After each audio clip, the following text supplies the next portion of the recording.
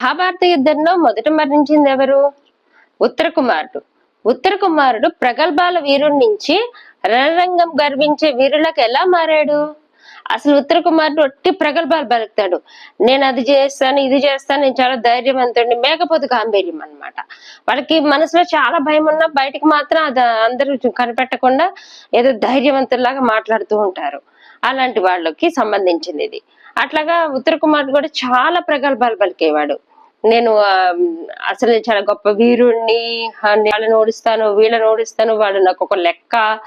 నాకు విడి సమయాల్లో ఇదే మాట్లాడేవాళ్ళు. అంటే నాకు అసలు ఆ కౌరవుల్ని నేను ఇలా ఓడిచేయగలను, నాకు అర్జునుడు అసలు నాకు ఏ పార్టీ అని ఇట్లా మాట్లాడేవాళ్ళు. సరే అని చెప్పేసి ఈ ఉత్తర కుమారుడు తండ్రి ఎవరు? విరాట్ రాజు. విరాట్ రాజు ఒక బస్సు రాజు అనమాట. ఒక చిన్న దేశం అది, కానీ పశు సంపద మాత్రం చాలా ఎక్కువ వాళ్ళకి. తల్లి ఏమో సుదేష్ణ. ఇప్పుడు అజ్ఞాతవాసం 12 ఏళ్ళు అరణ్యవాసం చేయాలి, 1 సంవత్సరము అజ్ఞాతవాసం చేయాలి కదా. ఆ అజ్ఞాతవాసం సమయంలో ఈ పాండవులంతా, అంటే ఈ 5గురు పాండవులు, ద్రౌపది వచ్చేసి మారు వేషాలు వేసుకొని వీళ్ళ దగ్గర పన్ను చేరతారు, పేర్లు కూడా మార్చుకొని. ఇప్పుడు ధర్మరాజు ఏం చేస్తాడు? ధర్మరాజు అతనికి సలహాదారుగా ఉంటాడు. భీముడు వచ్చేసి వంటలు బండేవాడుగా ఉంటాడు. అర్జునుడేమో వాళ్ళ కూతురికి డాన్స్ నేర్పిస్తాడు. నకులుడు గుర్రాలను చూసుకుంటూ ఉంటాడు. సహదేవుడేమో క్యాట్ని చూసుకుంటూ ఉంటాడు. మిగతా పశు సంపద ఎక్కువ అని చెప్పాం కదా, మిగతా పశువులను చూసుకునేవాడు. అట్లా ద్రౌపది ఏమో సైంధవి వేషంలో ఆమె దగ్గర, రాణి దగ్గర, సుదేష్ణ దగ్గర దాసిగా పనిచేసేది. ఇలాగా మనకి 5గురు పాండవులు, ద్రౌపది ఇట్లా వాళ్ళ దగ్గర పనిచేస్తూ ఉండేవాళ్ళు. ఒకసారి ఎట్లాగైనా దుర్యోధనుడికి ఈ అజ్ఞాతవాసంలో వీళ్ళని పట్టుకోవాలి, మళ్ళీ 12 ఏళ్ళు అరణ్యవాసం, 1 సంవత్సరం అజ్ఞాతవాసం చేయించాల్సిందే, ఖచ్చితంగా వీళ్ళని పట్టుకోవాల్సిందే.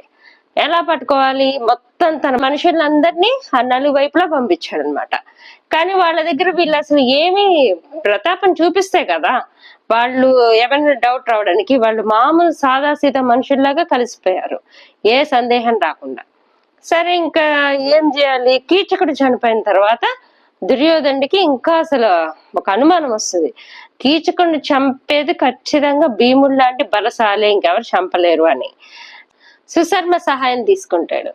ఒక పక్క ఈ భీష్ముడిని, ద్రోణుడిని అందరినీ యుద్ధానికి సన్నిధం చేసి, భీష్ముడిని ఇంకా చెప్పాలి కదా, నాకు సందేహం వచ్చింది, ఇప్పుడు యుద్ధానికి వెళ్లాల్సిందే అని చెప్పేసి ఇంకా వాళ్ళతో వాదించి ఎలాగైనా వాళ్ళని యుద్ధానికి తయారు చేసి కూడా దుర్యోధనికి మంచి స్నేహితుడు. ఇంకో పక్క సుశర్మని దాడి చేయమంటాడు. ఇంకో పక్క ఏమో వీళ్ళందరూ వస్తారనమాట దాడి చేయడానికి. మొత్తం విరాట రాజు పశు సంపద ఎక్కువ అనుకున్నాగా పశువులంతా వాళ్ళ ఆధీనంలో తీసుకుంటారు. ఇంకేం చేయాలి? ఇట్లాగా ఒక పక్క కౌరవులు మన దేశానికి దండయాత్రకు వచ్చారు, ఇంకొక పక్క ఏమో సుశర్మ వచ్చాడు అని చెప్పేసి రాజమండ్రి వచ్చేసి చెప్తారనమాట, ఇలా జరుగుతోంది అంటే. అప్పుడు విరాట్ రాజు ఏం చేయాలో అర్థం కాక ఆలోచిస్తూ ఉంటాడు. ఏం తెలియదు కదా, తన దగ్గర ఇంత మంచి వీరులు ఉన్నారని తనకు తెలీదు. అందుకని ఆలోచిస్తూ ఉంటాడు ఏం చేయాలని. అప్పుడు ఉత్తర కుమారుడు వచ్చేసి, ఈ కౌరవులు నాకు ఒక లెక్క, అసలు నేను బాగా ఆడుకుంటాను ఒక్కొక్కళ్ళని, నాకు అసలు భయమే లేదు, నేను వెళ్ళి ఒక్కడిని చాలు నేను యుద్ధం చేయడానికి, ఇంకెవరు అవసరం లేదని చెప్పేసి అనేసరికి అందరూ ఆశ్చర్యపోతారు, ఎంత ఇదిగా మాట్లాడుతున్నాడని. మాటలు చూస్తేనేమో కోట్లు దాడుతున్నాయి. వీళ్ళకి తెలుసు కదా వాళ్ళ గురించి, ఒక్కొక్కరు ఎంత వీరులో.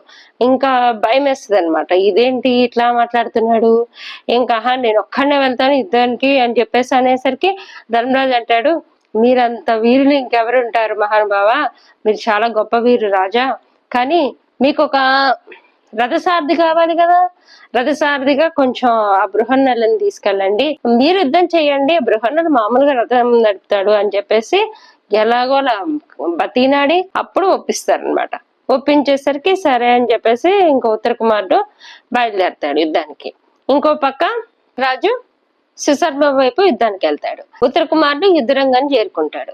చెప్తుంది, మీరు యుద్ధంలో గెలిచి ఓడిపోయిన వాళ్ళ వస్త్రాలు తీసుకొని వస్తే నా బొమ్మలకు అలంకరించుకుంటాను అని చెప్తుంది అనమాట. చూసేసి ఇంకా అతనికి ఇంకా భయం పట్టుకుంటుందని, బాబోయ్ నేను వీళ్ళతో యుద్ధమా, ఎంతమందితో నేను చేయలేను, నువ్వు ముందు రథం వెనక్కి తిప్పుతావా తిప్పవా అని చెప్పేసి ఇబ్బంది పెట్టేస్తాడు. అది యుద్ధం చెయ్యేమోదా, నేను అస్సలు చేయను, నేను ఒక్క క్షణం కూడా ఇక్కడ ఉండలేను, నువ్వు ముందు వెనక్కి తిప్పుతావా లేకపోతే నేను రథం దిగేసి పారిపోనా అని చెప్పేసి అంటుంటాడు. అప్పుడు ఇంకేం చేయలేక అర్జునుడు నేను సరే వెనక్కి తిప్పుతానని వెనక్కి తిప్పి సమ్మె చెట్టు దగ్గర తీసుకొస్తాడు. పాండవులు తమ ఆయుధాలన్నిటిని అక్కడ దాచుకుంటారు. అప్పుడు బృహన్నర వేషంలో నుంచి అర్జున్ వేషంలోకి వచ్చి తన గాంధీవము అవన్నీ తీసుకున్న ఆయుధాలు యుద్ధానికి బయలుదేరతాడు. నువ్వు నేను చెప్పేది విను, నాకు ఇప్పుడు రథసారథి చాలా ఇంపార్టెంట్ అని నడుపు, నేను యుద్ధం చేస్తాను, నాకు ఇప్పుడు రథసారథి చాలా అవసరం అని చెప్పేసరికి ఇంక చేసేది లేక రథసారథిగా ఉత్తర కుమారుడు దిగుతాడు అనమాట. సరే అని చెప్పేసి అర్జునుడు యుద్ధం ప్రత్యక్షంగా చూస్తాడు. చూసేసరికి అతనికి గుండెలో ధైర్యం అనేది చిన్నగా మొదలవుతుంది. అప్పుడు ఈ అర్జునుడు ఏం చేస్తాడు, ఫస్ట్ గాంధీవం వేస్తాడు. గాంధీవం వేసేసరికి పెద్ద శబ్దం వస్తుంది. అప్పుడు అందరికి ఇంకా ఖచ్చితంగా తెలిసిపోతుంది అర్జునుడే అని చెప్పేసి. ఈ గాంధీవం ఎందుకు వేస్తాడు, ఈ భీష్ముడు, ద్రోణుడు, కర్ణుడు వీళ్ళ సైన్యాన్ని ముందుకు రానికుండా బాణాలన్నీ, చాలా బాణాలు వాళ్ళ మీదకి ఒక్కసారిగా వెళ్తాయన్నమాట. బాణాల వర్షం కురిపిస్తాడు. ఒక్కళ్ళతో యుద్ధం చేసి అందరిని ఓడిస్తాడు. ఓడిచ్చేసి చివరిగా సమ్మోహన అస్త్రాన్ని వేస్తాడు అనమాట. అస్త్రం వేసేసరికి అందరికి కూడా మూర్చిపోతారు, అసలు అయోమయంలో పడిపోతారు, ఏం చేయాలా ఏం జరుగుతుందో కూడా వాళ్ళకి అర్థం కాదు. ఈ లోపల తన పశువులంతటినీ కూడా దారి మళ్ళిస్తాడు. సరే అని చెప్పేసి ఇంకా ఇక్కడేమో ఇలా జరుగుతుంది. ఇంకా దుర్యోధనేమో చాలా సంతోషంగా కేకలేస్తూ ఉంటాడు, ఆహా నేను పాండవులు కనిపెట్టేశాను అని చెప్పేసి. ఇంకో పక్క ఏం జరుగుతుంది, సుశర్మ యుద్ధానికి వస్తాడు కదా, విరాట్ రాజును ఓడిస్తాడు అనమాట.